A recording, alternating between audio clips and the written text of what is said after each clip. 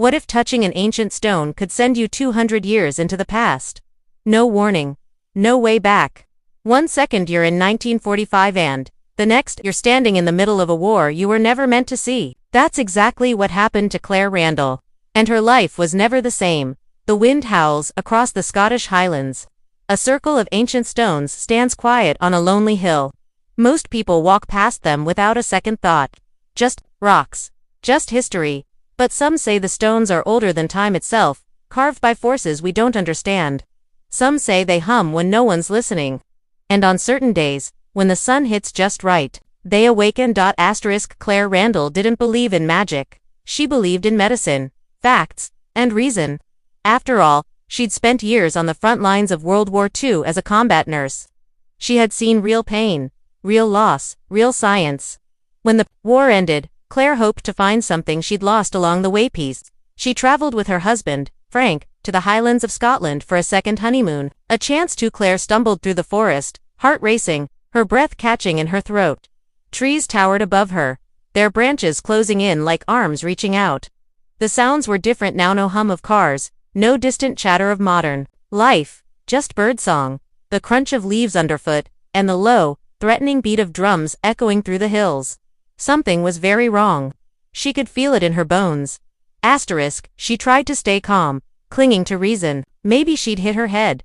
Maybe she was dreaming. Maybe this was some kind of historical reenactment. But deep down, she already knew. The clothes people wore, the weapons they carried, their accents, their suspicion. These weren't actors. This wasn't a play. This was real. She had fallen through time. She didn't know it yet. But she was now in the year 1743, 2 centuries before the world she called home. The Scotland she now saw was wild, divided, and on the edge of war. The British Army occupied the land, hunting down rebel Highlanders who refused to kneel to the English crown. These weren't the peaceful villages of post-war Inverness. This was a brutal place, full of danger, secrets, and suspicion. Claire was a stranger. Her clothes were wrong. Her accent was strange. She spoke of things no one understood: penicillin, X-rays, motorcars. Even her knowledge of herbs and healing, once useful on the battlefield, made people nervous here. To some, she looked like a healer. To others, she looked like a witch. But even in the midst of fear and confusion, Claire did what she always did. She kept moving. She stayed alert. She watched. She listened. That's what had kept her alive during the war, and now it was all she had. But this time, she wasn't just fighting for survival, she was fighting for answers. For a way home, for a way to understand what had just happened to her. As she wandered the land, she met men in kilts, speaking Gaelic, brandishing swords. She saw castles, fires, and fields ready for battle. Every step she took only pulled her deeper into a time she wasn't meant to live in, but fate had other plans. The stones didn't bring her here by mistake. Not entirely. There was someone waiting for her in this past, a red-haired Highland warrior named Jamie Fraser.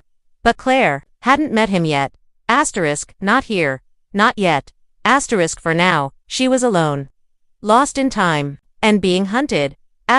Because in this world, knowledge is power. And a woman like Claire, out of place and full of strange ideas, is both valuable and dangerous. Reconnect. A place to breathe again. He was a historian. She was a survivor. Together, they were searching for something forgotten both in history and in themselves. It started as a quiet morning. Claire was alone, walking through the fields near a place called Craignadun. It was said the locals held strange rituals there. Dancing, singing, offerings, a throwback to the old world. To the druids. To the gods they once called. Claire didn't think much of it. She climbed the hill, curious about the stones. They were beautiful, cold, ancient, but something felt different. The air around them was heavy, like before a thunderstorm. The ground vibrated beneath her feet. The moment her hand touched the tallest stone, the world twisted. She didn't scream. There was no time. No warning. The sky flickered. Her body turned cold and hot all at once. It felt like falling, but she never hit the ground. And when her eyes opened, everything had changed. This was no longer the Scotland she knew. No cars, no buildings, no sign of the 20th century. Just trees, horses, and the sound of men shouting in the distance. She didn't understand what had happened, but she knew one thing for sure. She wasn't in 1945 anymore. And this was only the beginning of Claire's journey. It happened in a moment. So fast, so strange, it didn't feel real. Claire had climbed the hill at Craignaudon alone, drawn by something she couldn't explain. The standing stones stood in a wide circle, like ancient sentinels watching over the land. She'd visited them once before, with Frank. They had watched local women dance in a ritual at dawn, part theater, part tradition. But this time, it was quiet, empty, no dancers, no husband, just her and the stones. One of them stood taller than the rest. She stepped toward it slowly, the wind pushing at her back. The air grew thick around her. Her ears rang. A strange buzzing rose from deep inside the stone, as if it had a heartbeat, as if it was alive. She reached out. The second her fingers brushed the surface, it hit her. The world twisted. Her body seized. Her vision blurred. It was like being pulled underwater, like falling into a deep whirlpool without end. No light, no sound, just spinning, spinning, spinning. Then she opened her eyes. The sky looked the same. The hill was still there. The stones were still standing. But something was wrong. The air smelled different, fresher, wilder. There were no signs of people. No tire tracks, no voices, no Frank. Confused, Claire walked downhill, calling his name. Trees that once seemed small now looked overgrown, wild. The road that led to their car was gone. Instead, there was thick grass and old trails. She stumbled forward, thinking maybe she had passed out, hit her head. Imagined it. She looked for anything familiar. Car, a fence, the sound of a radio, nothing. And then the gunshot. It rang through the forest, sharp and real. She dropped to the ground, instinct from her time as a wartime nurse kicking in. Crawling forward, she reached a clearing and saw them. Men. Wearing red coats. Carrying muskets. British soldiers, but not like the ones she'd studied in school. These weren't actors or museum guides.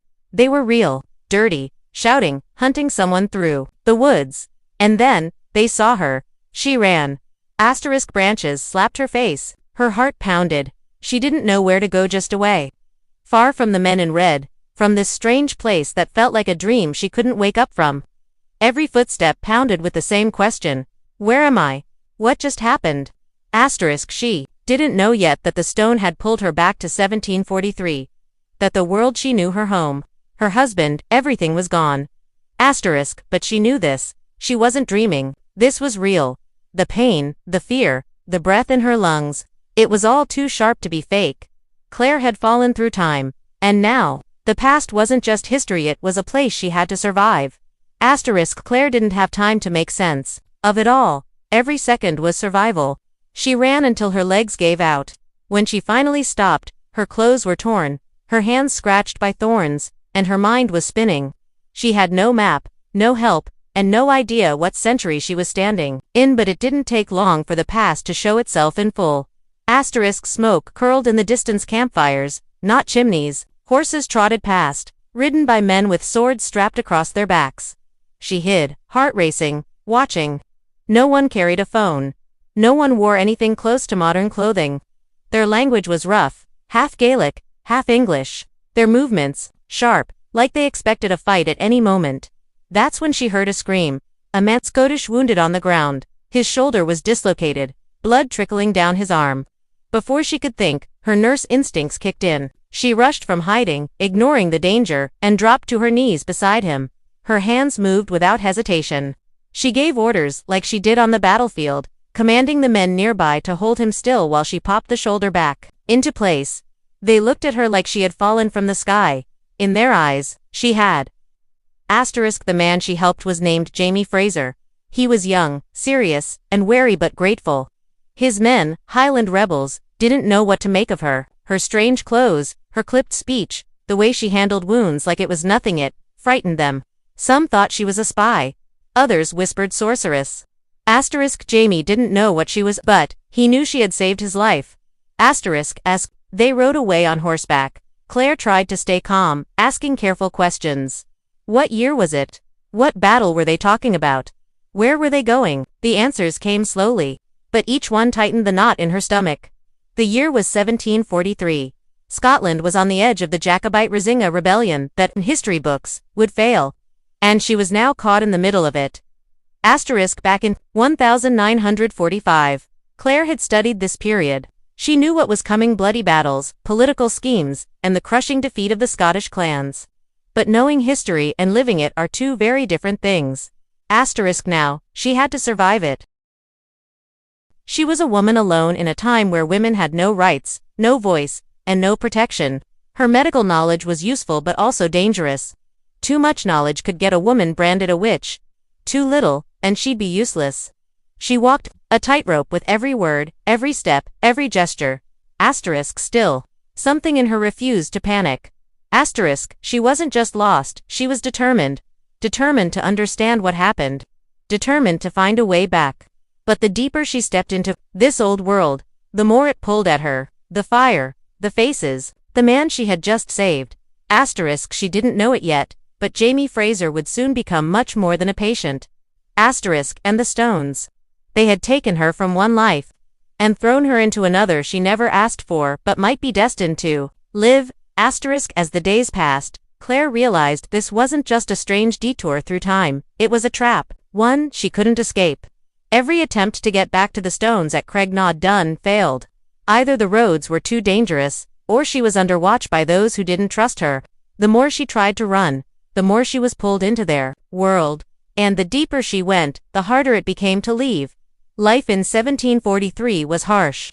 The Highlands were alive with conflict, not just between the Scottish clans and the British Army, but between loyalty and betrayal, faith and superstition. People lived and died by their name, their bloodline, their sword.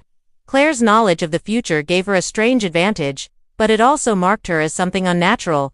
A woman who knew too much. A woman out of place. Asterisk, then came Captain Jonathan Blackjack Randall, a man who looked exactly like her husband Frank, but whose soul was black with cruelty. A British officer with power, charm, and no mercy. He suspected Claire from the moment he laid eyes on her. And unlike others, he didn't fear her because she was different. He feared what she might expose, and he would do anything to break her. Asterisk, yet in this world of danger and deceit, there was one person who saw Claire not as a threat, but as a mystery worth protecting. Jamie Fraser. A Highland warrior with fire in his eyes and scars on his back. At first, they were strangers thrown together by war and chance. But slowly, through shared danger and quiet moments in the woods, something more began to grow. Asterisk, he was from the past, she was from the future. But their hearts they met in the same moment. Asterisk still, Claire couldn't forget where she came from. She had a husband waiting in another century. A life built after war, a promise. And yet, here in this rough old world, she was needed. She had purpose. And she was falling for a man history had never told her about. Asterisk now. Claire stands between two lives, and time is not on her side. Asterisk, will she return to her world? Or stay and fight for the one she's been thrown into? Can love survive across centuries? Or will history repeat itself, no matter how much you try to change it? The journey has only just begun. What to expect next? Rebellion, romance, betrayal, and choices that can't be undone. Because in Outlander, the past isn't gone, it's alive, and it never lets you go easily. Asterisk.